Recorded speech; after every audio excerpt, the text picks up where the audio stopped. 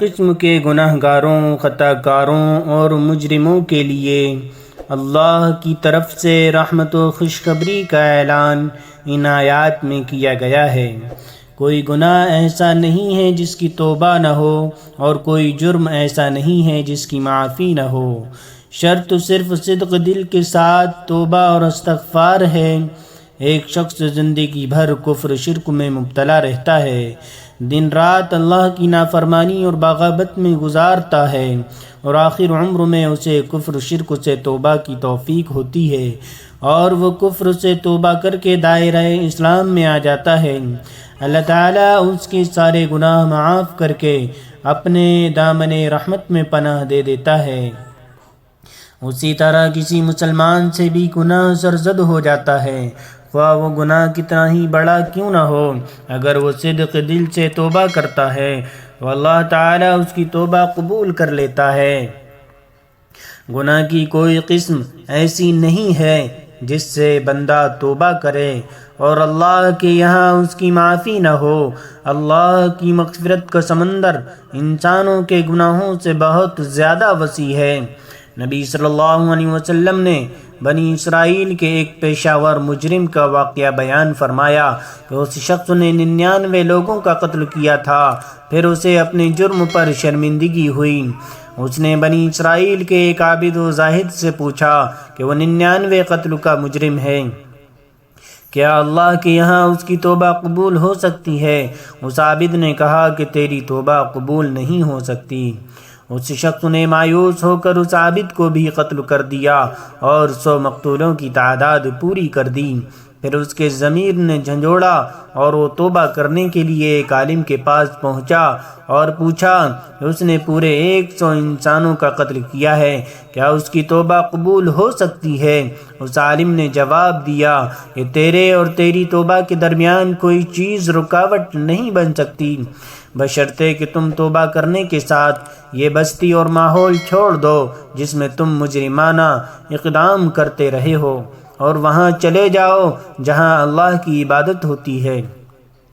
چنانچہ اس شخص نے توبہ کی اور بستی چھوڑ کر اس علاقے کی طرف چلا جہاں یہ مجرمانہ ماحول نہیں تھا۔ راستے میں اس کی موت کا وقت آ گیا۔ رحمت اور عذاب کے 2 فرشتے وہاں آئے اور باہم مباحثہ کرنے لگے۔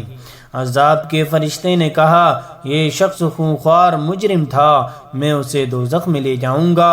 رحمت کے فرشتے نے کہا یہ اپنے گناہوں سے توبہ کر کے عبادت کی سرزمین میں آ چکا تھا، میں اسے جنت میں لے جاؤں گا۔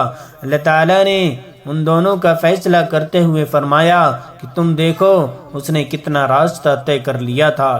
جب فرشتوں نے دیکھا تو وہ آدھا راستہ طے کر چکا تھا اور بالشت بھر اس زمین میں آگے جا چکا تھا جہاں اسے ہجرت کرنی تھی۔ چنانچہ رحمت کے فرشتے اسے اپنے ساتھ لے گئے۔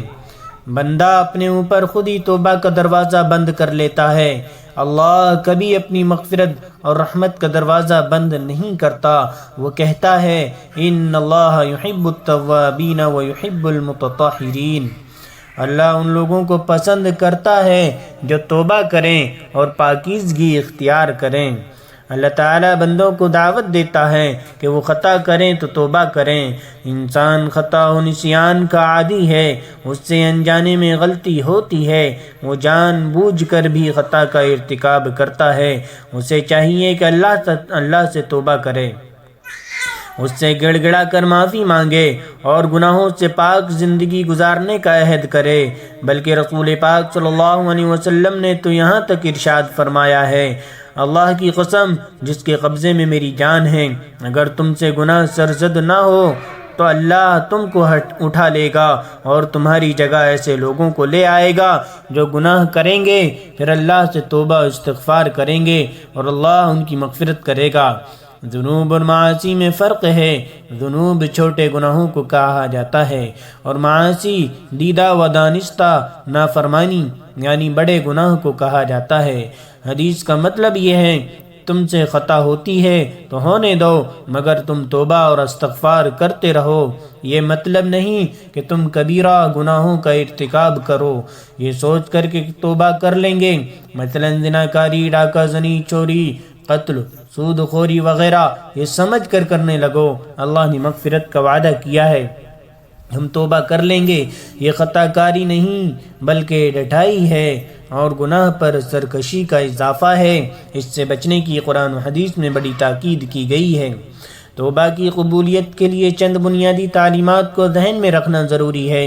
اول یہ کہ انسان کو اپنے گناہ پر ندامت و شرمندگی ہو، وہ اپنے گناہ پر اصرار نہ کرے، اپنے گناہ کا تصور کر کے احساس جرم اس کو ستائے۔ جب تک اپنے گناہ پر انسان کو شرمندگی اور ندامت نہ ہو، اس کی توبہ قبول نہیں ہوگی۔ اللہ تعالیٰ کا ارشاد ہے اور ان کا حال یہ ہے اگر کبھی کوئی فحش کام ان سے سرزد ہو جاتا ہے یا کسی گناہ کا ارتکاب کر کے وہ اپنے اوپر ظلم کر بیٹھتے ہیں تو اللہ انہیں یاد آ جاتا ہے اور اس سے وہ اپنے قصوروں کی معافی چاہتے ہیں، کیونکہ اللہ کے سوا اور کون ہے جو گناہ معاف کر سکتا ہے، اور وہ کبھی دانستہ اپنے کیے پر اصرار نہیں کرتے۔ دوسرے یہ کہ توبہ اسی گناہ کی قبول ہوتی ہے جو اللہ تعالیٰ کی شان میں کی گئی ہو، جس میں کسی انسان کا حق مارا نہ گیا ہو۔ اگر کسی انسان کا حق مارا ہے تو توبہ کی شرط یہ ہے کہ پہلے اس انسان کا حق ادا کیا جائے اور اس سے معافی مانگی جائے۔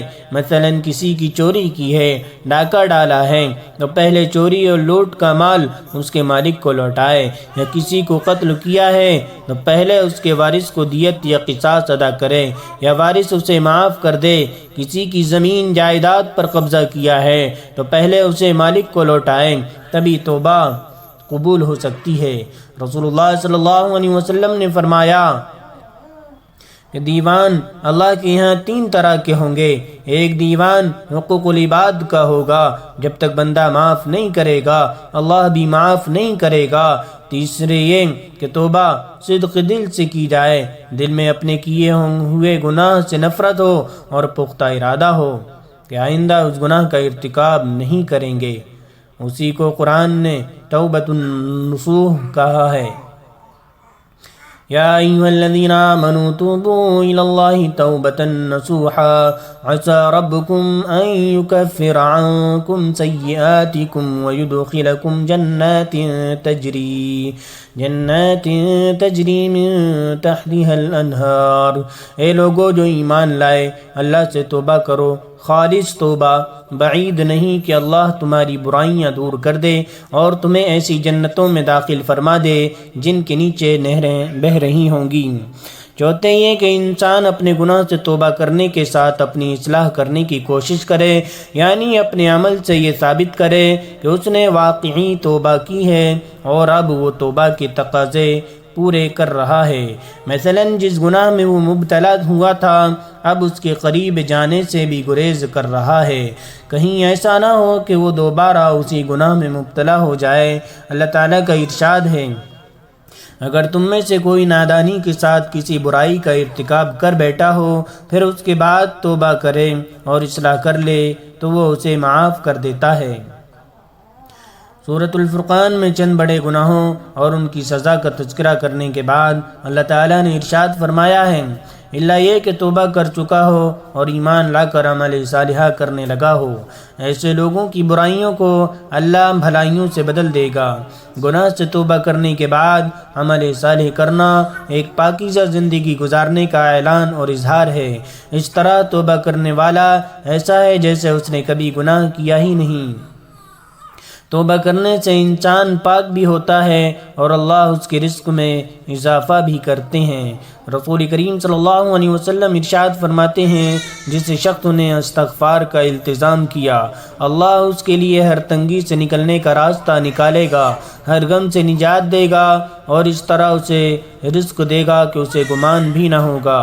اللہ تعالی ہم سب کو سچی پکی توبہ و استغفار کی توفیق عطا فرمائے، آمین یا رب العالمین۔ وآخر دعوانا الحمد للہ رب العالمین۔